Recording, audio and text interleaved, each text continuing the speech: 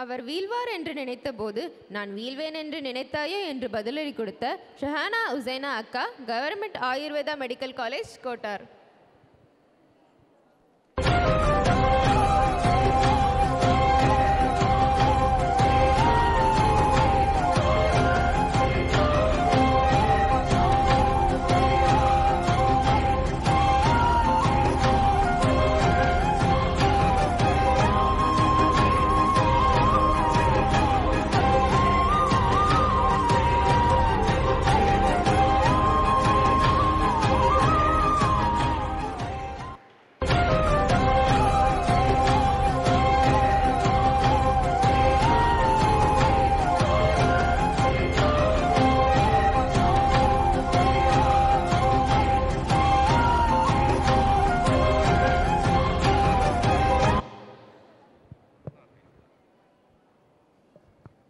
Hello everyone, I am Shahnaz from Government Ayurveda Medical College.